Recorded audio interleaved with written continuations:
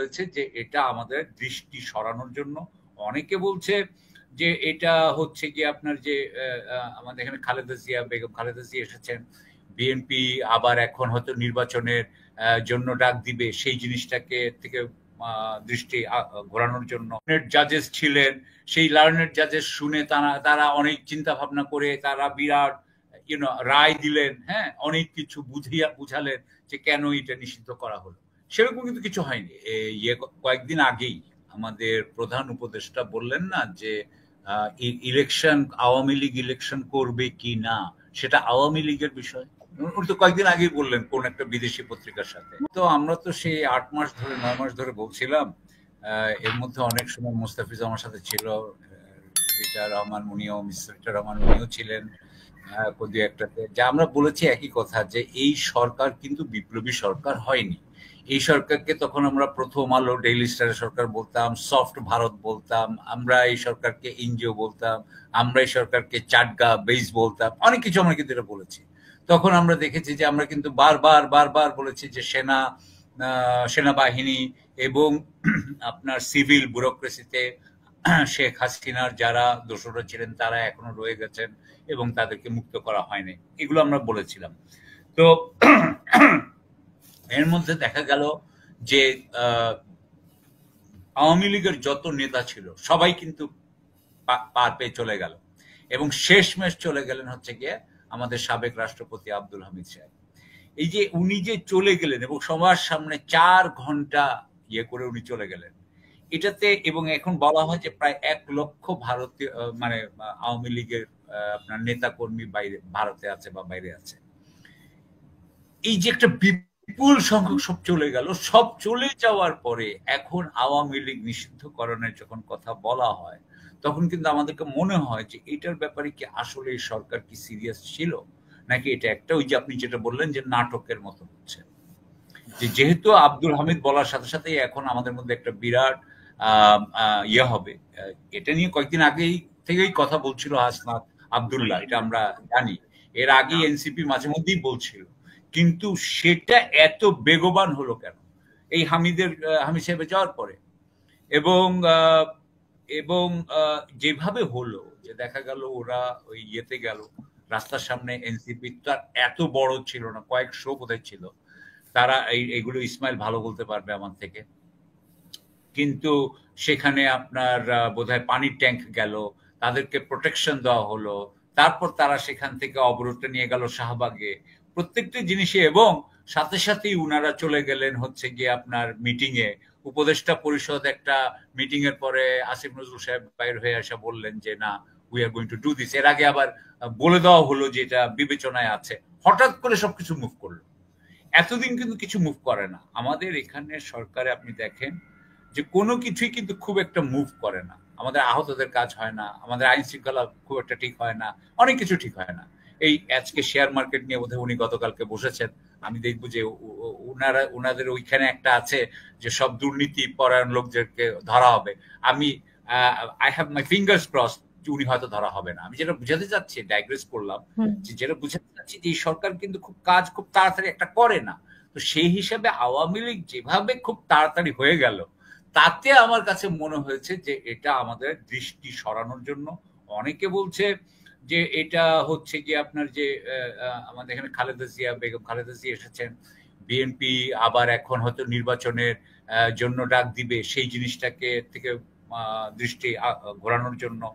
অনেকে বলছে যে এই যে আব্দুল হামিদ সাহেব এবং আইভি রহমান দুইজনকে যে নেওয়া হয়েছে, তার মানে এটা একটা যে রিফাইন্ড আওয়ামী লীগের ওনারা নাকি লিডার ছিলেন, মানে প্রপোজড, এগুলো ওরা আরো ভালো বলতে পারবে আমার সহ আলোচকরা, যে এবং একজন চলে গেলেন বিদেশে এবং আরেকজন গেলেন জেলে, হ্যাঁ, একজনকে জেলে নেওয়ার। সো এগুলো ওনারা ভালো বলবেন, আমার সহ আলোচকরা বলবেন, আমি ওনাদের কাছে ছেড়ে দিব। বাট আমার কাছে খালি একটা জিনিসই মনে হইতেছে যে এই সরকার, হ্যাঁ, যেখানে করেছেন, আমি কিন্তু একটু বলতে চাই যে আওয়ামী লীগের কার্যক্রম সেটাকে বেআইন, মানে সেটাকে নিষিদ্ধ করা, আমি কিন্তু সেটার বিপক্ষে নই। অর্থাৎ কেউ একজন সাধারণ সম্পাদক, ধরেন কথার কথা সাধারণ সম্পাদক অমুক থানা আওয়ামী লীগের হয়ে কাজ করবে, আমি সেটার পক্ষপাতী নই এখন এই অবস্থায়। কিন্তু আপনি যেভাবে বললেন যে আওয়ামী লীগের পক্ষে কেউ কথা বলতে পারবে না বা লিখতে পারবে না বা স্ট্যাটাস দিতে পারবে না, এগুলো আমি মনে করি যেটা অত্যন্ত গর্হিত কাজ হতো। আমি মনে করি যে মানুষের একটা ফান্ডামেন্টাল রাইট হচ্ছে যে সে তার মনের ভাব প্রকাশ করতে পারে।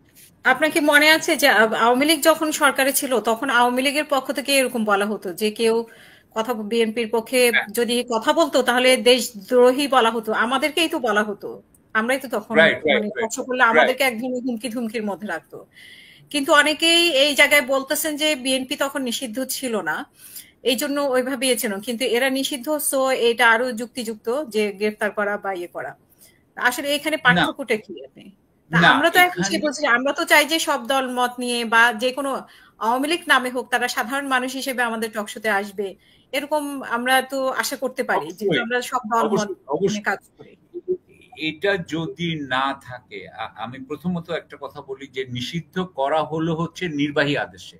এটা এমন না যে খুব সুন্দর একটা বিচারিক প্রক্রিয়া হয়েছে, সেখানে 7 জন খুব লার্নেড জাজেস ছিলেন, সেই লার্নেড জাজেস শুনে তারা অনেক চিন্তা ভাবনা করে তারা বিরাট রায় দিলেন, হ্যাঁ, অনেক কিছু বুঝালেন যে কেন এটা নিষিদ্ধ করা হলো। সেরকম কিন্তু কিছু হয়নি। এখানে একটা ডিসিশন দিয়ে দিয়েছেন যাদের হাতে ক্ষমতা আছে। এটা এই জন্য আমি বলছি যে এই ব্যাপারে কিন্তু ওনাদের অনেক বেশি সংবেদনশীল হওয়া উচিত ছিল বলে আমি মনে করি। এবং ওনারা যেটা বলতে চাচ্ছেন যে ওনারা কথা বলতে দিবেন না, অর্থাৎ এটাকে ওনারা আন্ডারগ্রাউন্ডে নিয়ে যাচ্ছেন, সোজা কথা। সুতরাং এই যে আন্ডারগ্রাউন্ডে নিয়ে যাওয়া, এটার কিন্তু ফল ভালো হয় না। আমি মনে করি যে এটা যদি সামনাসামনি এই কথাগুলো হইতো, আমাদের সমালোচনা করতেন এবং আওয়ামী লীগের ওরাও যদি কথা বলতে পারত, কথা বলার কথা বলছি আমি, তাহলে কিন্তু আমার মনে হয় যে অ্যাটলিস্ট মানুষ ভেন্ট করতে পারত, সেটা ঠিক ছিল। কিন্তু এখন যেটা হবে সেটা আন্ডারগ্রাউন্ডে যাবে। আমি জানি না সেটা আর অন্য কোন ভাবে এটার আপনার রিয়াকশন হবে। সো আমি এই জায়গায় এখন না, যে নাটকীয়তার কথা বলা হয়েছে মির্জা আব্বার যেটা বলেছেন, আপনার কি মনে হয় যে 2 দিনের আন্দোলন, সাজানো আন্দোলন, মানে যেটা অনেকেই বলছে বা আমরা যেটা দেখেছি 2 দিনের আন্দোলন, এরপরে সরকার একটা সিদ্ধান্ত দিয়ে দিল, তো এর আগেও তো আলটিমেটাম ছিল, তো এই জন্যই কি আসলে সবারই চোখে পড়ছে যে আসলে একটা নাটকীয় জিনিস হয়ে গেল সবার চোখের সামনে? অবশ্যই নাটকীয় হলো, কারণ এটা একটা বড় ইস্যু। আওয়ামী লীগকে কয়েকদিন আগেই আমাদের প্রধান উপদেষ্টা বললেন না যে ইলেকশন, আওয়ামী লীগ ইলেকশন করবে কি না সেটা আওয়ামী লীগের বিষয়। উনি তো কয়েকদিন আগেই বললেন কোন একটা বিদেশি পত্রিকার সাথে, ফাইন্যান্সিয়াল টাইমস উনি 2-3বারই বলেছেন এই 9 মাসের মধ্যে বললেন। তারপর ঢাকা ইউনিভার্সিটি থেকে আবার কিছু কিছু ছেলে বের হয়ে আপনার বিক্ষোভ করলো রাত্রেবেলা, আই থিঙ্ক।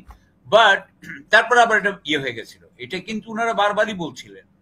এতদিন পরে উনারা এসে এই সময় কেন, আব্দুল হামিদ যাওয়ার পরের দিন কেন?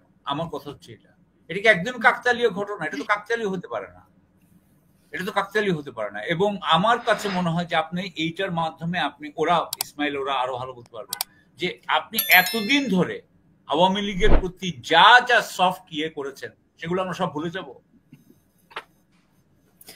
অসংখ্য ধন্যবাদ।